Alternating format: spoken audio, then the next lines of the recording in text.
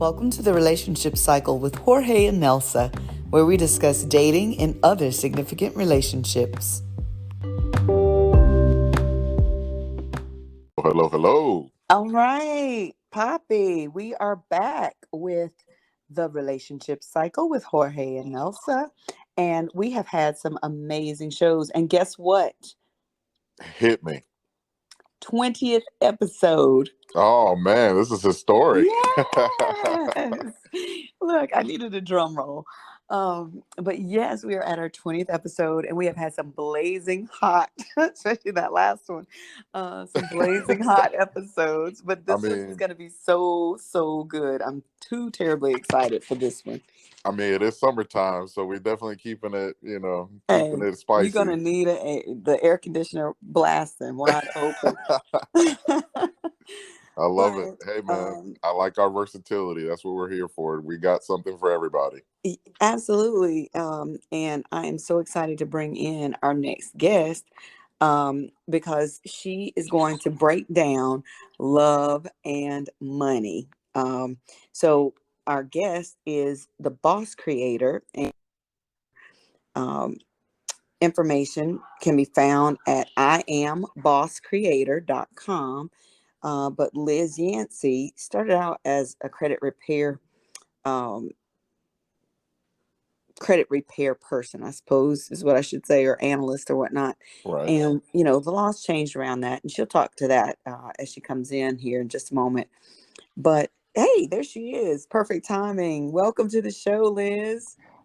Thank you. How are you guys today? We're doing great. We're excited to talk about this topic. And like I was telling Nelsa, this is something that a lot of people don't think about. Honestly, this is really something that doesn't really cross people's mind, but it is definitely an important topic.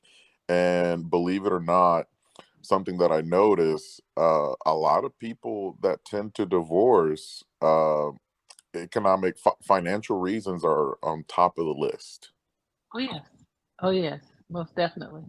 And, statistics say most divorces are around money.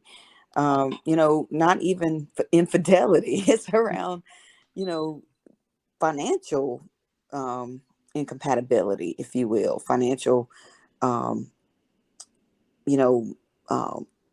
abuse, where, maybe one spouse is running up debt and not being honest with the other one, just all sorts of things. But I guess one of the first things, Liz, we would like to know is, just tell us a little bit about your background and what makes you the expert that I feel like after just listening to you talk and, what you've done with your career, why people should really pay attention to this episode with you. Oh wow, that's a good question. Good question. Well, experience have brought me here in being, I wouldn't say expert, but the experience of being in a relationship and dealing with financial difficulties and learning to work them out versus, spending energy to argue and fuss about it. I've been doing credit restoration for about 13 years plus, probably a little over 13 years, and helping clients out during that time. You see a lot of things that go on with different clients and their spouses, and how much one client knows about the other. So with doing that, you find out that sometimes one client, one spouse, they don't know anything about how much that spouse make and what that spouse actually do with their money. And I thought it was kind of sad because I know my husband and I, we make it our business to know what each other is doing, and we try to strategize things. So where he's weak, I'm strong. Where I'm weak, he's strong. So, but with other couples, you notice there's a lack in communication in finance. And when there's a lack of communication, I mean, it's definitely going to be a disaster waiting to happen. Absolutely. And, if I say it one time, my listening audience can probably quote me by now, and Jorge, communication is where it's at with anything in The building a key. healthy, positive relationship, especially around money.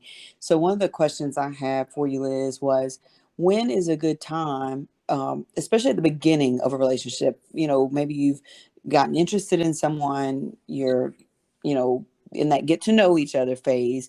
When do you start asking questions around finance? Well, I always say wait, just kind of feel a person out, because you never know a person like right off. Mm-hmm. And a lot of people jump into relationships and they don't get to know the person.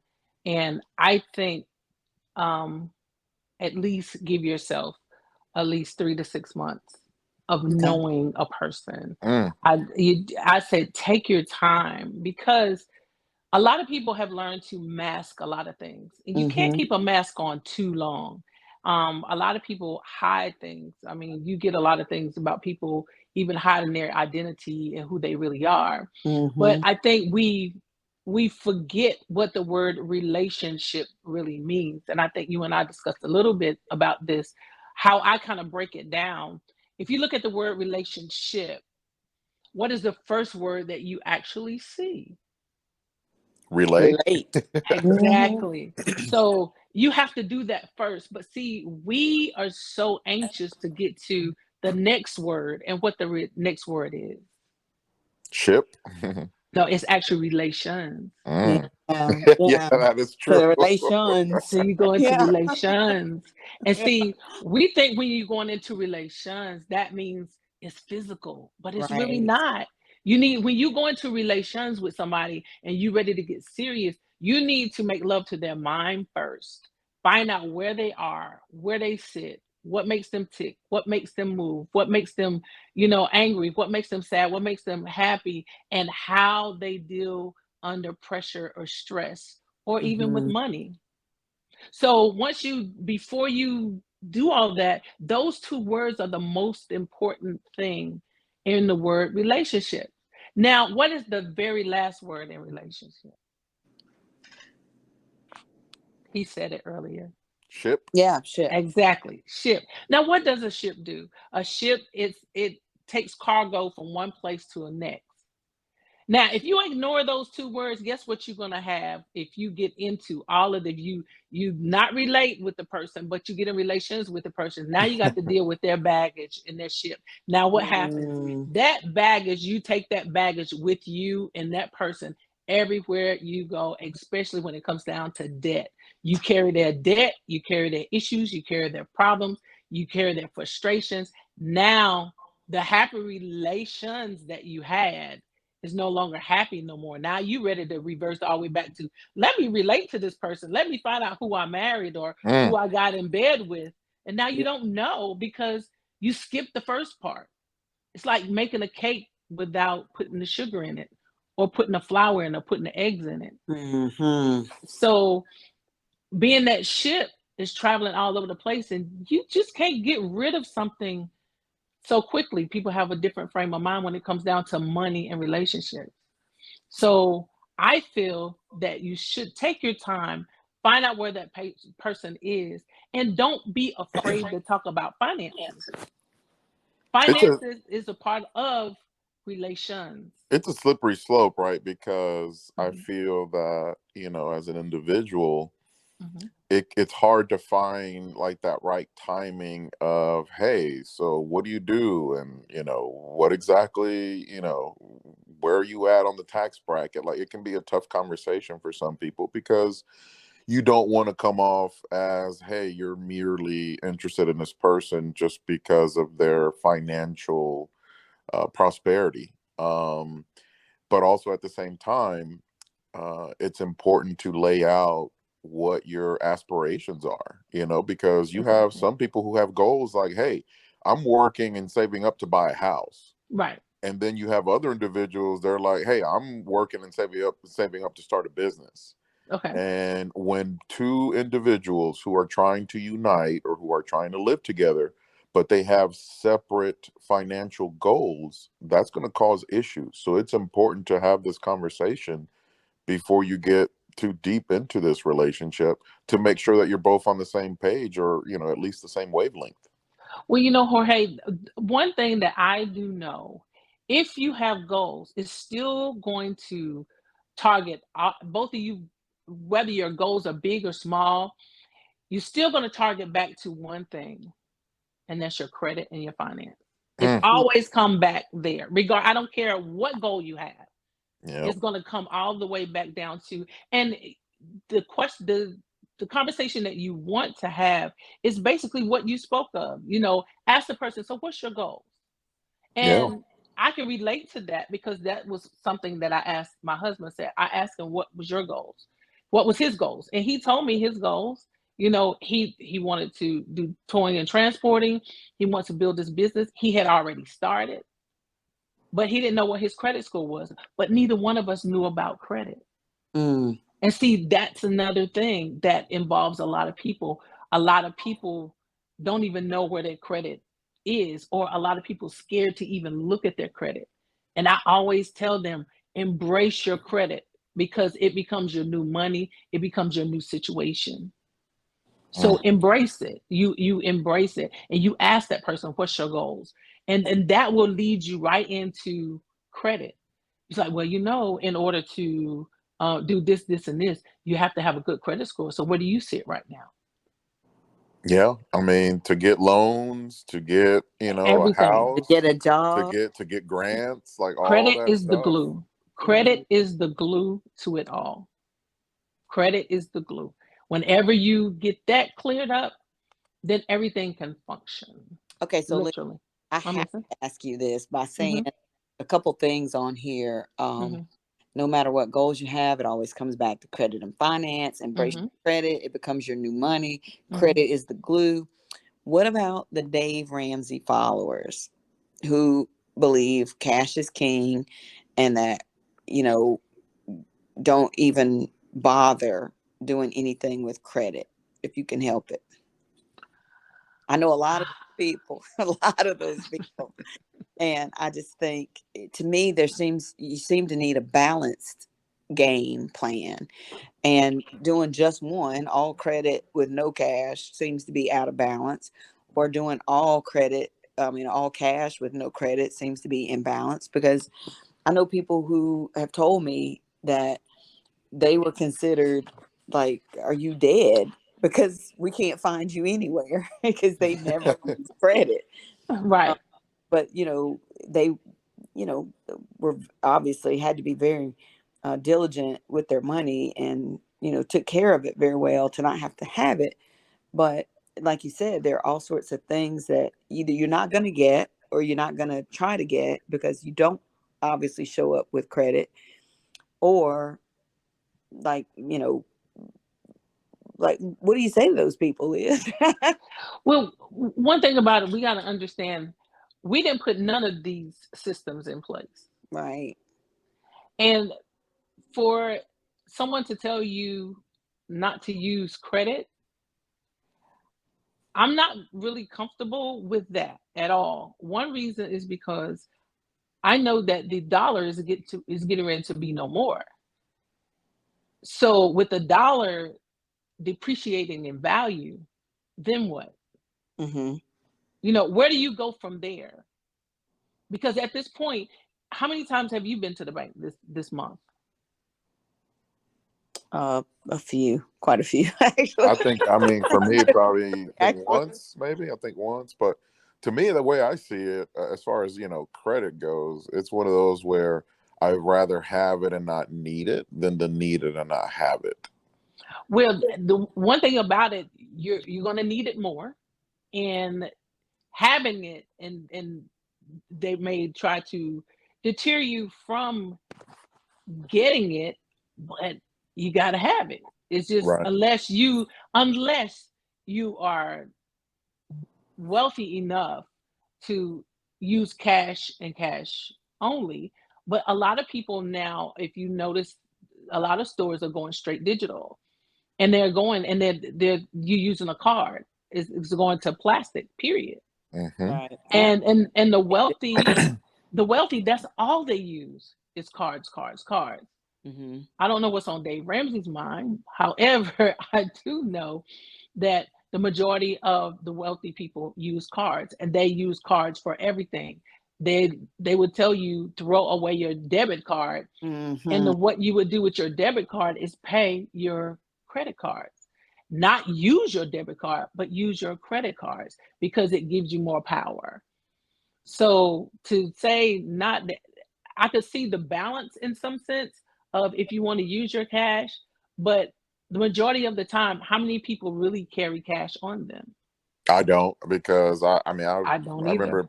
remember being young. I lost money when I had it in the gym. I went to a gym and I had like $100, and Hmm. then I was leaving and I checked my wallet. Money was gone, and I was like, all right, lesson No learned. more. Do Right, not carry a bunch of cash. Now I might carry $20 on me. right. Mm-hmm. And same here. So I feel that, you know, I don't like that method that he's teaching, but I mean, you have some people want to roll with it because they want to have, I guess, an alternative or an option. But sooner or later, there's not gonna be an option in that sense of, you know, it's gonna be credit, period. Either credit, some kind of cryptocurrency, Mm-hmm. all that is coming into play. And we can ignore it all we want and not want to have it all we want, but it is coming. Let me Definitely. ask you, ladies, something, Hmm. because I know this is, at least when I was married, and then people would ask me, how we had our setup between me and my ex-wife. So we had a bank account that we shared, Mm-hmm. Hmm. and that was pretty much, for bills and, to make sure that everything was paid. Hmm. And then we each had our own separate accounts. Hmm. I had my own personal bank account. She had her own personal bank account. Hmm. And my family and even other people close to me, they thought that was the weirdest thing. That's not weird at all. Not Uh, look, That's smart. not in my family. My mom raised me with a his, hers, yours. yeah, and that's kind of where my parents kind of fell under that line. They were like, why do you have your own? And, why don't you just have one just with her? And I'm like, well, I do, but I also have my own because I make my own money. And sometimes I want to just, buy whatever I want. And that was kind of my reasoning with it. But, people who have that old school way of it, I get it. But to me, I think it's a little bit of old school and new school, in my opinion. I think it gives a couple their independence. Yep. And the reason why I say it gives you the independence, a lot of people don't look, they look at a relationship, oh, everything is together. You should put everything together. That's not true. You don't put everything together. You understand each other, you communicate with each other. And like my husband has his own account, I have my own account. I have him on my account. He has me on his account as beneficiaries. However, we do have an account together. But if something should ever happen to me, he knows how to get to my account. If something ever happens to him, I know how to get to his account. There's nothing to hide there. It's just that when he decides to take some money out to do whatever he wants to do, free to do it. Why? Because you work hard for your money. Do what Right. you need to do. Mm-hmm. But I think the biggest thing is understanding each other. And you don't want to put all your eggs in one basket, meaning, say for instance, something should happen to my account. And all of us, both of us is stuck on this account, using this account, and it's a problem. And now we don't have anything because it's all tied up over here Right. because both of our names are, and I learned that through our relationship is to free up one name, make sure one name is free, let the strongest do what it needs to do, and make sure that the other one is strong enough to do what it needs to do if anything should happen, if that makes any sense. No, Yeah. So absolutely. No, absolutely. so even like on a house, when you're purchasing a home, I have a lot of clients that ask me, should I put my husband on the on the mortgage? I was like, who's the strongest? They was like, well, my credit's the strongest now, and but he makes the most money. Okay, I said, well, this is what we'll do. Since he makes the most money, let's get his credit score up to where it needs to be, and you stay over here for a minute, and then even though we get the mortgage, guess what? You still can be put on the deed with no issues. And either way you look at it, you both still own the house. He can't do Yep. anything with you. You can't do anything without him. and you still both own the house. The house is still yours. It's just that his name is on the mortgage. Now, what that does, it frees her up just in case something should go on. Now you can use your credit and build your credit and get the furniture for the house. Or right, if you're applying, I actually I work in mortgages, and Mm-hmm. I've been in mortgage banking for 18 years, Mm-hmm. and like sometimes, you may have a spouse who has spotty credit, and Right. that spotty credit can make things difficult for the Mm-hmm. lender to give you Mm-hmm. the loan that you need. So sometimes you may have to do without adding the borrower who maybe has a bankruptcy or who maybe has a foreclosure, because banks don't like that. Mm. Right. So you may have to, leave that borrower, or in this case, a spouse, you may have to leave them off the loan. And like you said, you just add them to the deed. So that Right. way, hey, you're still part of you're still owner. Frankly, you Right. want to be on the deed. You don't want to Right. be on the note, Don't do it. because the No. note Right. means that the bank can come after you to pay the Right. mortgage back. Right. Mm. If you're on the deed, that means you own the house, and you're You not have on the say note, and so. you're on the hook. Mm-hmm. Wow. So Liz, Mm-hmm. going deeper into a relationship, you decide you're going to make it permanent. You join in the union, and you didn't do your due diligence, but you later find out that your partner wasn't very forthcoming about their debt, about their Mm-hmm. credit, what have you. You've been doing some consulting, I know, and you've been Mm-hmm. working with people. What advice do you give the partner who has been um, kept in the dark as far as and you know, I believe in good open communication, Mm-hmm. and I do believe in honesty Mm-hmm. in a marriage, especially. Mm-hmm. So, what if, one of them withheld that information? How do you advise a client as to, number one, repairing the damage done to theirs by joining in with someone who wasn't forthcoming? And then number two, how do you repair the relationship even? Have you had any experience in that type of dynamic? Yes, and what I tell both of them, I said this is the time that you actually have to come together and communicate, truly communicate, because even though you've withheld some information because you felt, you love this person so much you don't want to hurt them, or you still want this to go forth because I I really want our marriage because I love you. I don't want you to go. I want you to be there, whatever. But being deceived, a person will get angry. But at the end of the day, you've said your vows, and it's death us do part, and this is a part of it. So at this point, you're instead of being husband and wife, now you have to be friends and communicate and speak to each other and talk it out, because at this time, this is the most crucial time, and you would actually learn something from each other at this point. You can't just break a marriage or just because, oh, I was deceived. Yes, we all are at certain points, and everybody will have something. But communication after the fact is is going to be so important, and it's going to test your love and your strength for each other. It will test it, but I just feel like communication at this point. Tell just just now let us sit down and let's write out what we need to do, Hmm. how we need to go about it, get on board with each other, and work it out, because there's no perfect marriage.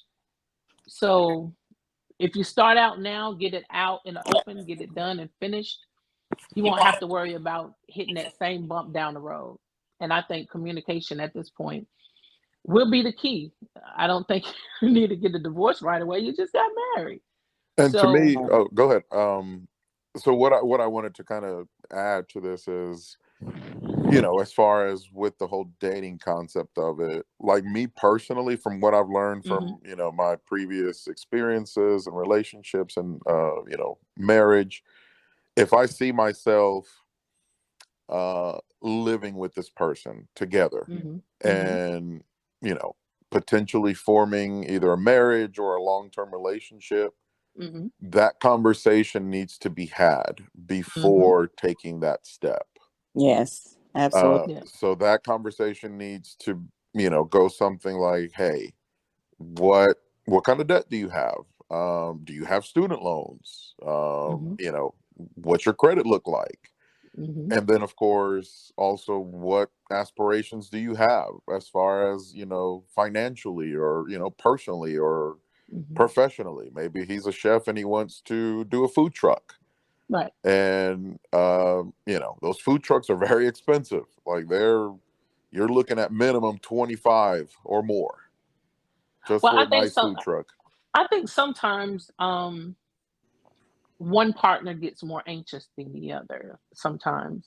And I think that you definitely need to be on one accord.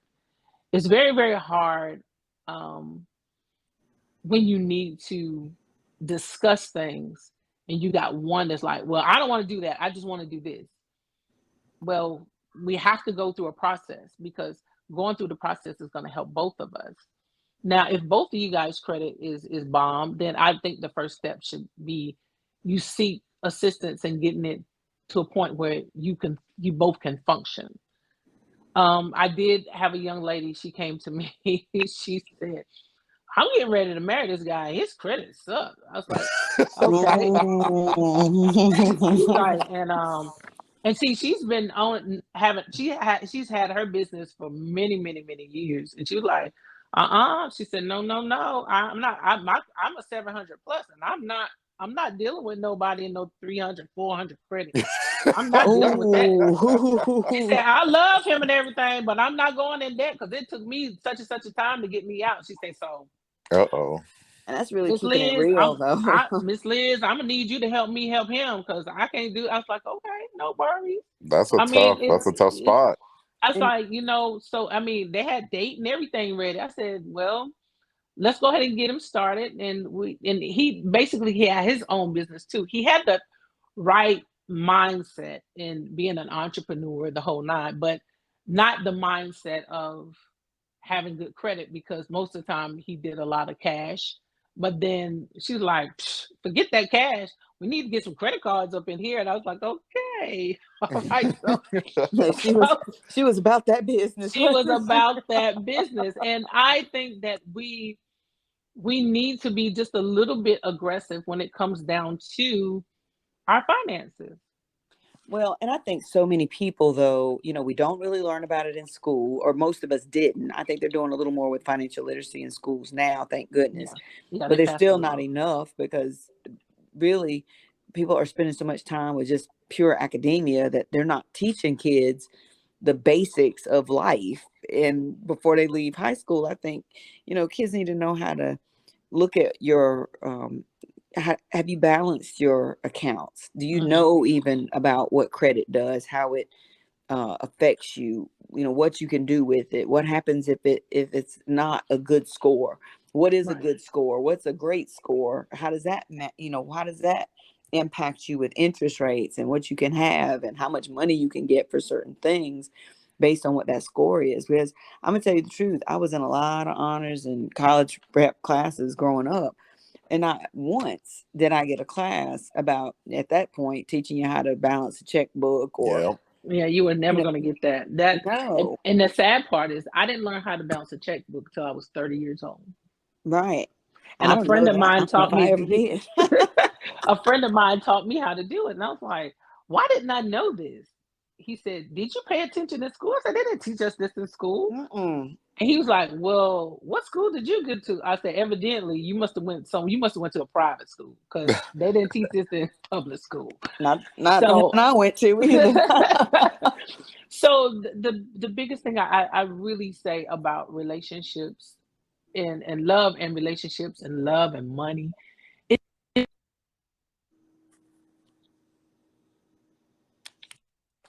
Uh-oh. Hello. Can you hear me? We Somebody was Yeah. lost you trying to for call just me. a I minute. thought I had it on. I thought I had it on do not disturb, but they try to call me anyway. So, but um,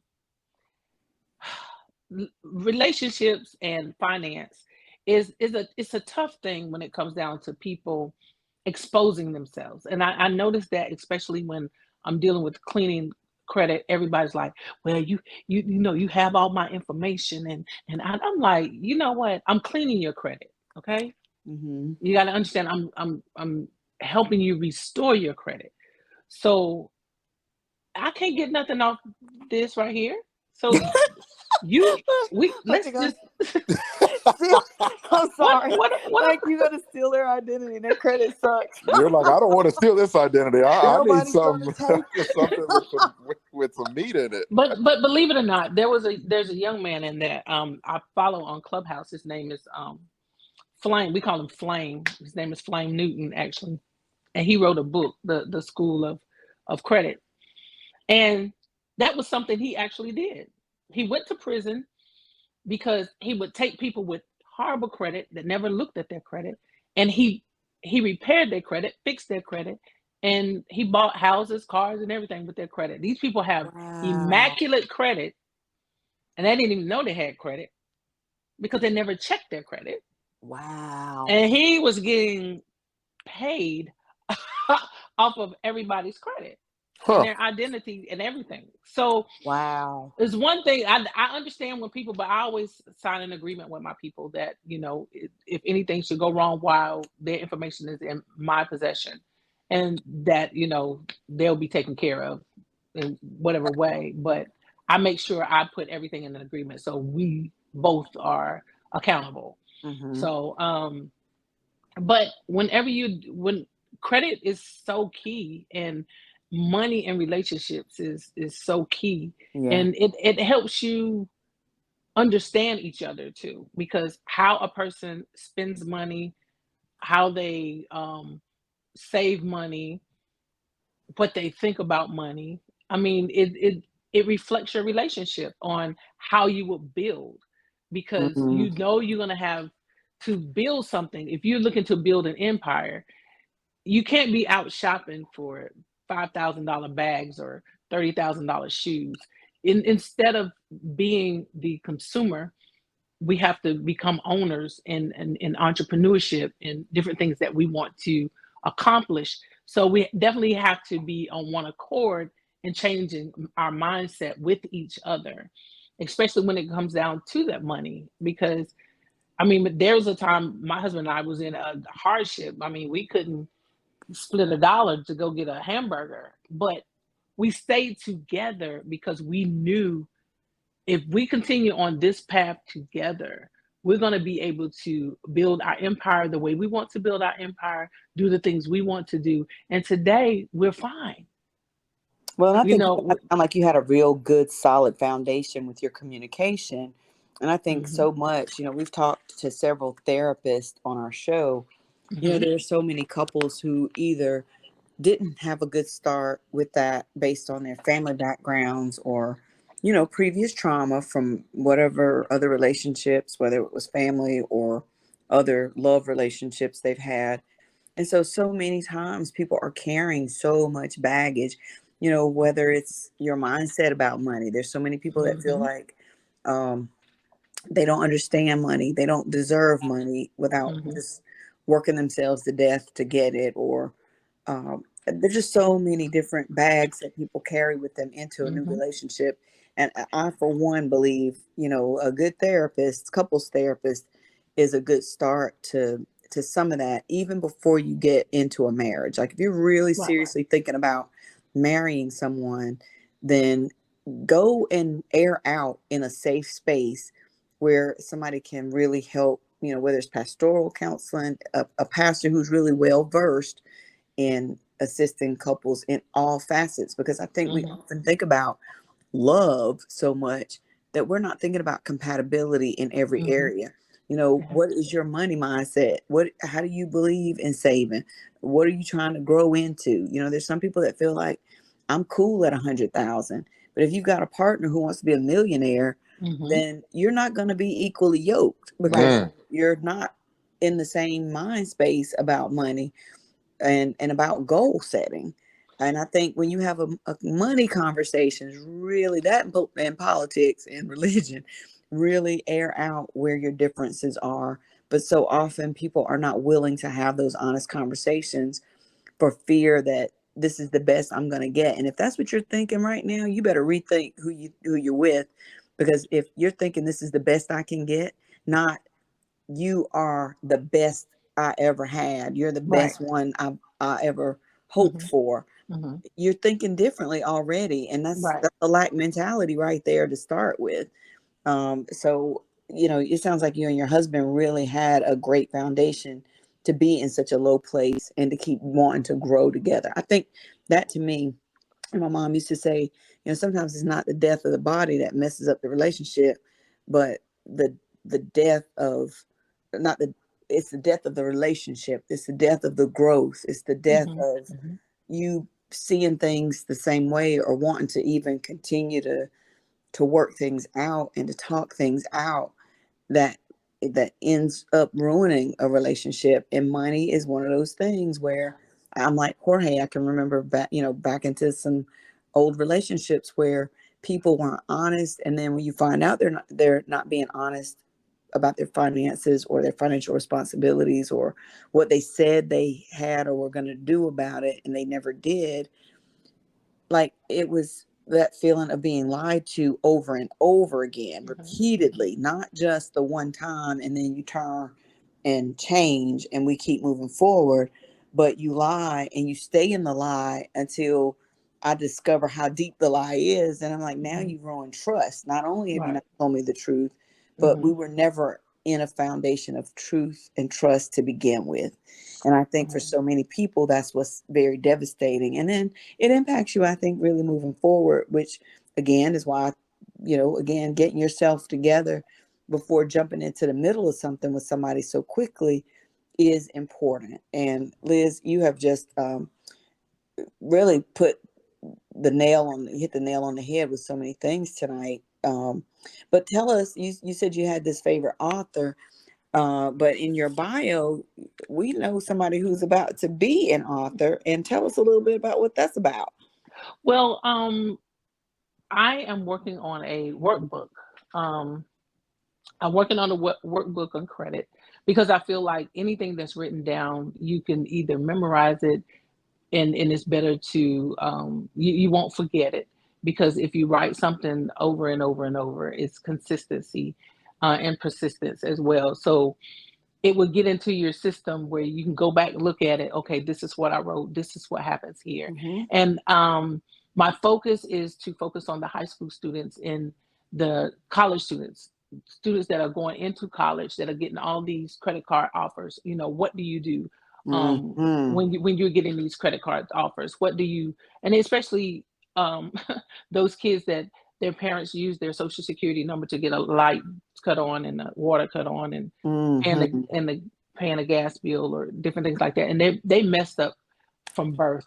Right. So to give those children an opportunity, I just feel that doing this workbook will help out a lot, not just high school students or children, adults as well. So it's an all around book. I haven't come up with a title yet, but I'm definitely working on the book itself. I said the title will come sooner or later. However, Mm-hmm. I just feel like as I continue to talk more and more about credit and talk more and more and give different vocabulary, and that's a major thing with me, is just knowing different words and Mm-hmm. knowing the terminology when it comes down to you know credit, debt, financial literacy, and knowing the difference between debt. A lot of people think debt is debt. No, there's good debt and there's bad debt.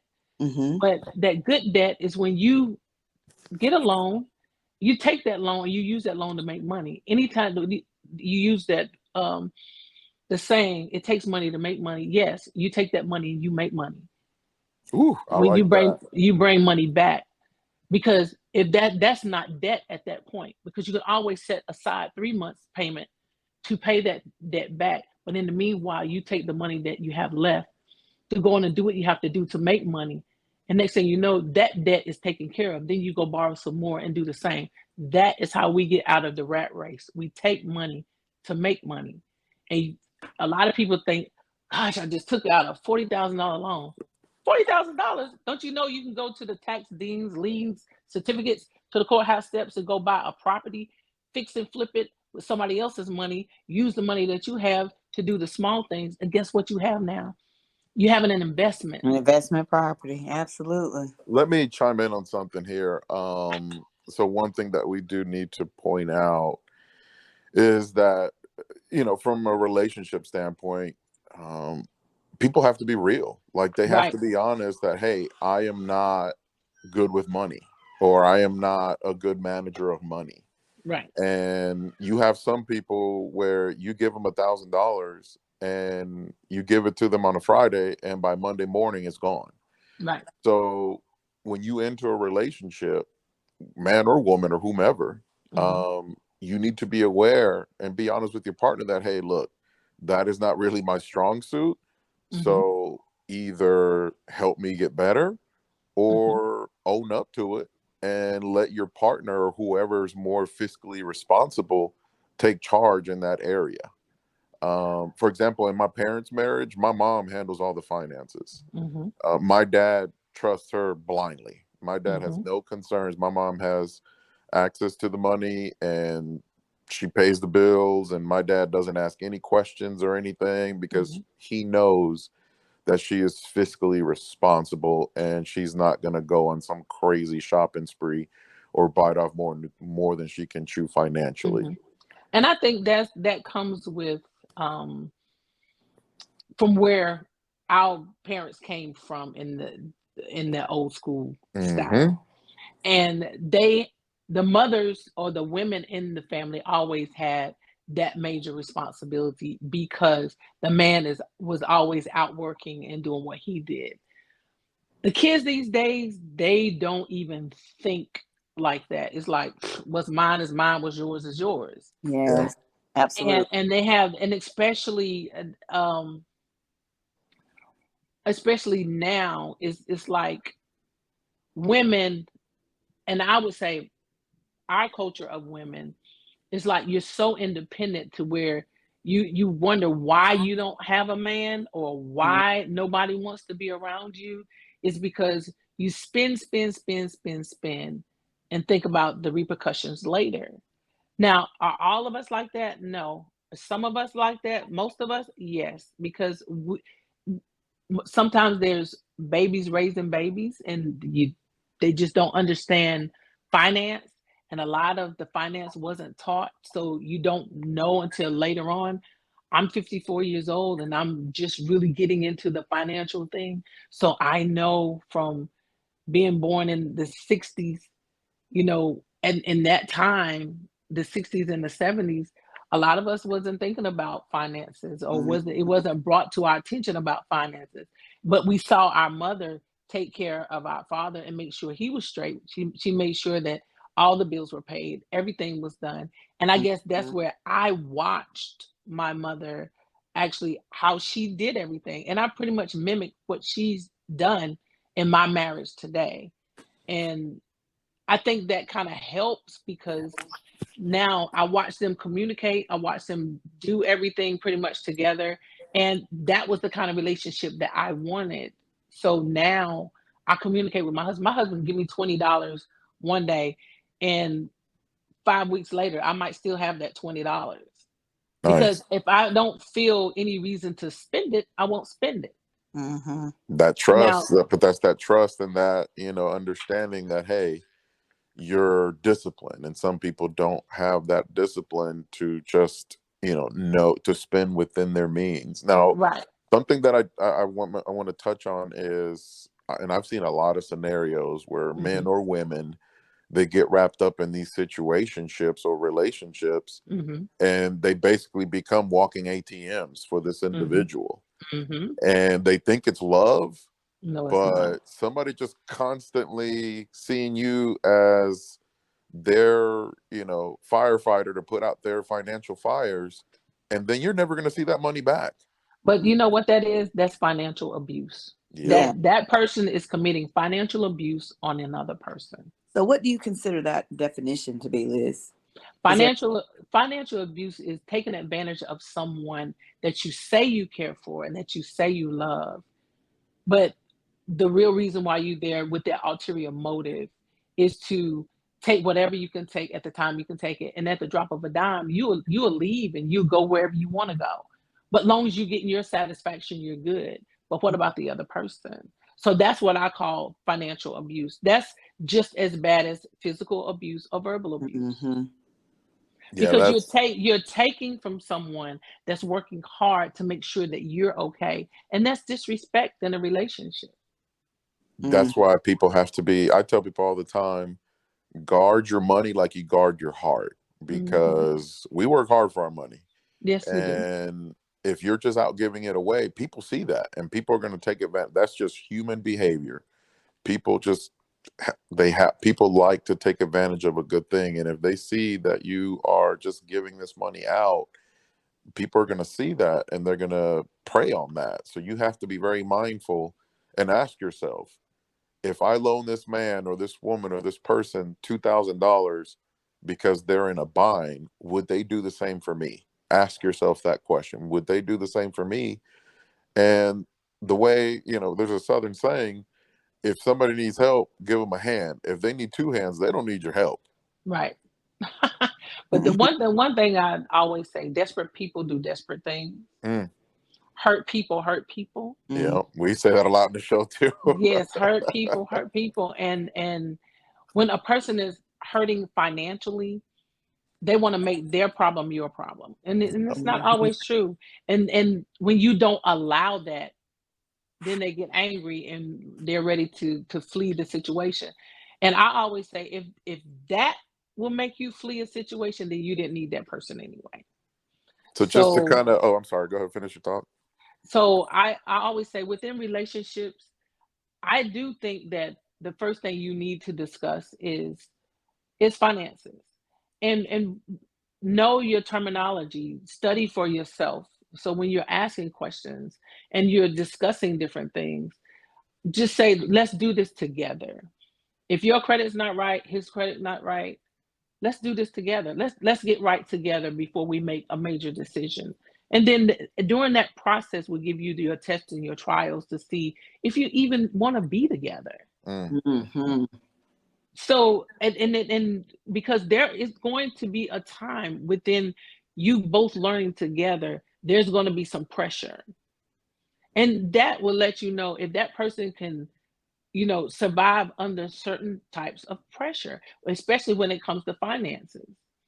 I have not known of any marriage, unless you was born with a silver spoon in your mouth, any marriage that didn't go through any financial challenges. And everybody has their challenging moments, but you have to know how to endure those moments. Even if you both have to stop, sit at home, and just say, hey, this is what we do. Let's sit down, let's change up our budget. Maybe we missed it here, or maybe we missed it here. And you need to talk with each other.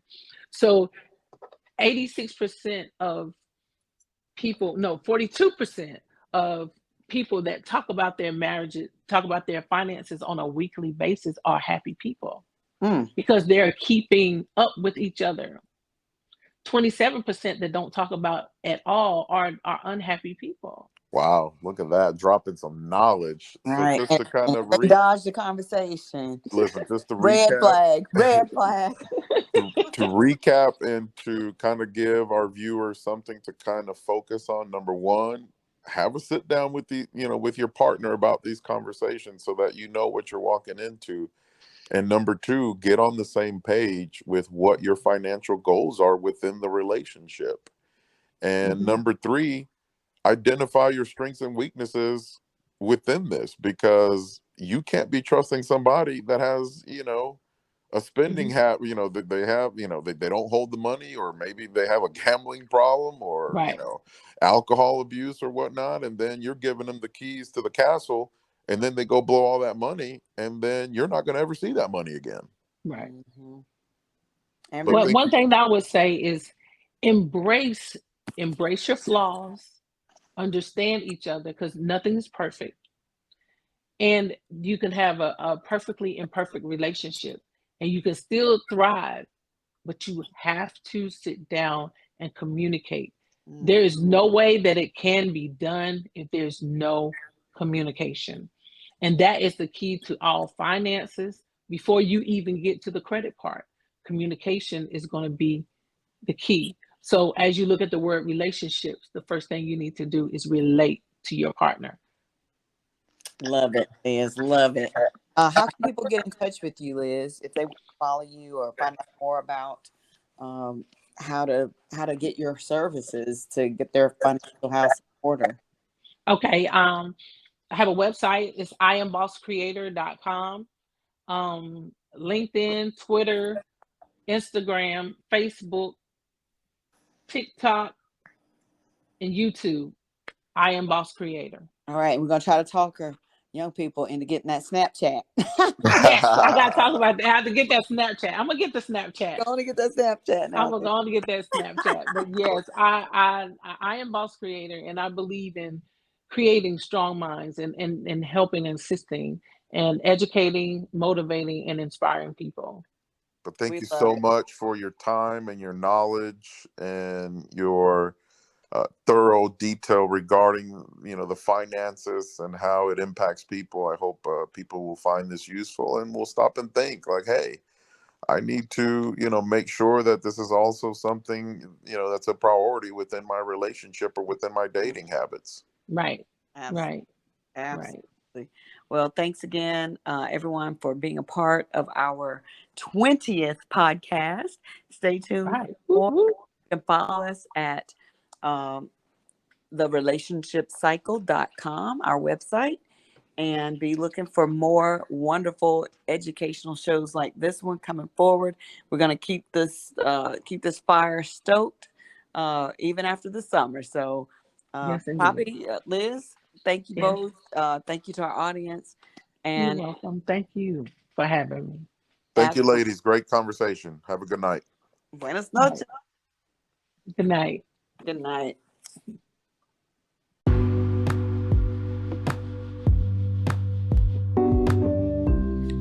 Thanks for joining us today on The Relationship Cycle with Jorge and Nelsa. Do you have show ideas? Email us at jorgeandnelsa@gmail.com. Follow us on Spotify or anchor.fm for more great shows.